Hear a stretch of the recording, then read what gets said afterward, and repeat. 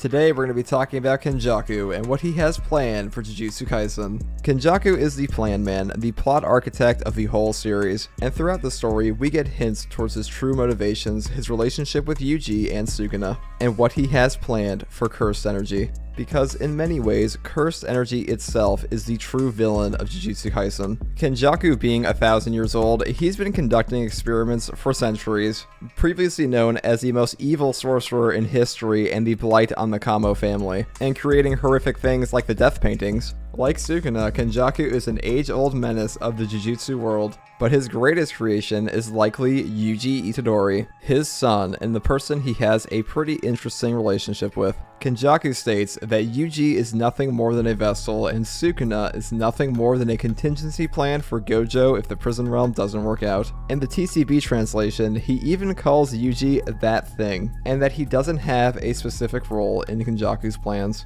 But despite the undeniably evil nature of Kenjaku, we have hints that Yuji means more to him than just an experiment. At the start of the Culling Games, when civilians were being let out of the barrier by Kenjaku, he met Yuji's high school friends, and he personally thanked them for spending time with his son. And the first and only time Yuji meets Kenjaku in the modern day, Kenjaku tells Yuji he expects much from him. And then he leaves with the prison realm, and that is the last we get from Kenjaku on Yuji up until the Yuki Tsukumo and Choso fight, where Choso asks him, "What do you have planned for my brother?" Kenjaku responds, saying that as long as he and Sukuna continue to coexist, the cycle of curses will never end. And you're probably thinking, okay, so what the hell is that supposed to mean? Well, there are a couple interpretations of this, but before we get into those, I want to talk about Kenjaku's overall motivations. And this is interesting because when Choso asks him what he plans with the merger creature, Kenjaku just says he's curious. And if it looks like a clown, he'll laugh. And a statement like this just makes Kenjaku sound like a mad scientist, which he is, but not one without reason. Because during his conversation with Yuki Tsukumo in Shibuya, Yuki says the future of humanity lies in breaking away from Cursed Energy. And upon hearing this answer, Kenjaku's whole demeanor changes, and he says, no, it lies in optimizing Cursed Energy. And the merger is really just Kenjaku's way of optimizing Cursed Energy and bringing about the evolution of humanity. And not even Tengen fully understands his motivations, but him stating this is just because of curiosity, I think he's full of it. And Yuji is likely at the center of Kenjaku's plans, alongside Sukuna, because Sukuna knows who Yuji is, or at the very least, who Yuji used to be. In chapter 214, Sukuna mentions that Yuji is from back then. And he says this as if it's something he's known for a while, or at the very least suspected, and immediately references Kenjaku and says, man, you sure are twisted. And making known body snatcher Ryoma and Sukuna say you're twisted, well, that's no small feat. And this all goes even deeper, because in the past, Kenjaku, Tengen, and Sukuna all knew each other. And as the story goes on, we start to realize they have a closer relationship than most people expected. And it's interesting to me that Tengen encounters Yuji Itadori and they are either unaware of who he is and that he's the son of Kenjaku, or they are being purposefully tight-lipped. But considering this is Tengen we're talking about, who never tells anybody anything useful, except for that whole angel in back of the prison realm thing, Tengen gets a W for that. But if she was aware of Yuji, well, I doubt she was ever going to say anything. And even after all these years and Kenjaku's violent attempts at pokeballing Tengen, it seems they still have a familiarity with each other. Because at one point in the past, Kenjaku and Tengen, they had the same end goal of optimizing Cursed Energy, and Tengen's method was to set up massive barriers. Kenjaku is likely capable of something like this as well, and maybe even Sukuna. Because Ryoma Sukuna is a top-tier barrier user in Jujutsu Kaisen. Tengen stated that Kenjaku is one of the few barrier users on their level. And if there is anyone else besides Kenjaku on that level, I'd expect it to be Ryoma Sukuna or Gojo Satoru. In chapter 222, we get the first direct mention of Tengen from Sukuna while eating his Shinbutsu mummified corpse. And he says, is this supposed to be ironic? And I took the irony of this to be that a Shinbutsu mummy is supposed to be a Buddhist priest that has given up all earthly desires, and specifically in Japan, it is stated that they are often starved. And the idea of a guy as hedonistic as Sukuna who cares about nothing but his earthly desires and is cannibalizing his own body, that sounds pretty ironic to me. So both Sukuna and Yuji, they're really at the center of all of this with Kenjaku. They are a time bomb, and Kenjaku even calls out Sukuna in particular in Shibuya, saying the golden age of curses is returning again. And considering that Sukuna worked with Kenjaku and Tengen in the past and gained his title as the King of Curses 1,000 years ago, it would not surprise me if Kenjaku, Sukuna, and Tengen were all responsible for the original Heian era of curses. And they probably ran their own culling games, because Tengen knows an awful lot about the culling games. They involve having barriers form around the country, which Tengen is a master of, and Kenjaku even hints that Tengen knows things about the culling games they are not telling people. So it sounds like Tengen had their big attempt in the past, and now it's Kenjaku's turn to try his. A lot of people think that Kenjaku is going to betray Sukuna, and he probably will, but from the sounds of it, his intention is never to kill Sukuna. At least, not yet. But what does this all mean for Yuji's role in the future? The strange circumstances surrounding Yuji's birth and Kenjaku's interest in him and how he talks about him to other people has me believing his true purpose is still kept under lock and key. I wouldn't say this is a profound statement, but Yuji is paramount to Kenjaku's plan. At least that's where I think the story is pointing.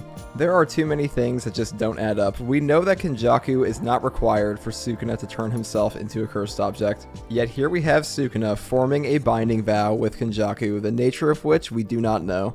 And I would really take every single statement from Kenjaku regarding Choso and the disaster curses with a grain of salt. Particularly the disaster curses, because they were getting the boot end of this deal the whole time. Their whole purpose in life was to be sucked up by Kenjaku's cursed spirit manipulation. Had Sukuna not shot Jogo with a flame arrow and then made him cry, well, he would have also been a Kenjaku victim down the line.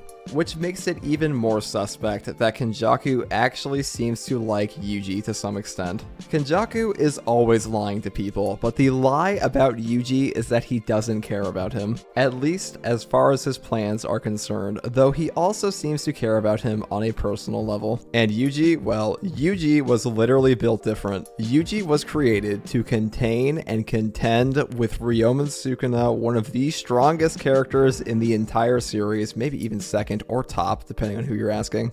The last real conversation we got from Yuji was in chapter 220, where he says, "I'll eat anything to kill him," in reference to Ryomen Sukuna. Gojo sees Yuji as one of the most talented sorcerers he has ever come across. Pretty much all Yuji ever does in this series is get put down and then get back up to beat ass. And it's really not that shocking that Kenjaku is so casual about Yuji ever being in danger or getting killed, because he expects much from him, because he made him and he knows what he's actually capable of. And Yuji is not just talented, he clearly reminds Sukuna of somebody else, and he might be directly made from them or reincarnated from them. And if it was somebody that Sukuna knew, well, it was probably someone he had a grudge against. It would explain why he treats Yuji like such a pile of trash. Don't get me wrong, Sukuna treats everyone like trash, but he hates Yuji. He has never complimented this guy. Maki eats a fist into her face, and Sukuna says, "Not bad." Yuji gets launched across the city, survives, gets back up, appears before him, and all Sukuna says is, "Oh, you're still here?" Yuji reminding Sukuna of, or being directly related to, someone he knew in his past, explains why the guy who has total disregard for others would hate him so much. Because at that point, he's really just a constant reminder of a life he used to have.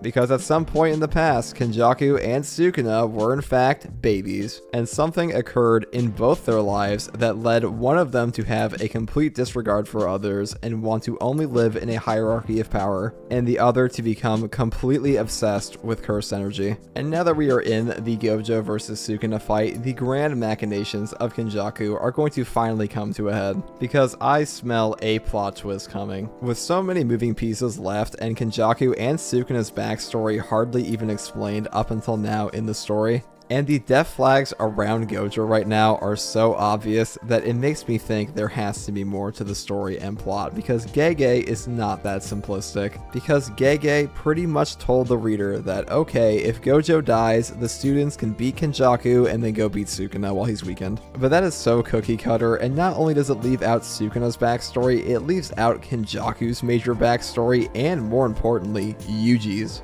So unless Gege Akatame really is suffering from some seriously horrific health problems, which might be the case, there have been a lot of breaks recently, I think Gege is trying to mislead the reader right now. and I kind of figured this would be the case if the Gojo vs Sukuna fight happened before the Yuji backstory reveal, because it's kind of shaping up to be who does Kenjaku decide to punk. They gave this guy a month to plan out. That was a fucking mistake, because Sukuna, he has to be aware that Kenjaku has pretty much been messing with his whole life ever since he got reincarnated. And Yuji being one of the last moving pieces on Kenjaku's board and the one that Sukuna expects the least, mainly due to Sukuna's bias against Yuji, because really he should know something's up here. But that's just my 2 cents, and I want to hear yours. Let me know in the comments below. A lot of people have been asking for me to do a video on Kenjaku and Sukuna, and I'll probably make quite a few more, because there is a lot to talk about with these characters and their past. Because the Heian Era Flashback is the flashback I want the most. And if you like content like this, subscribe for more. And as always, thanks for watching.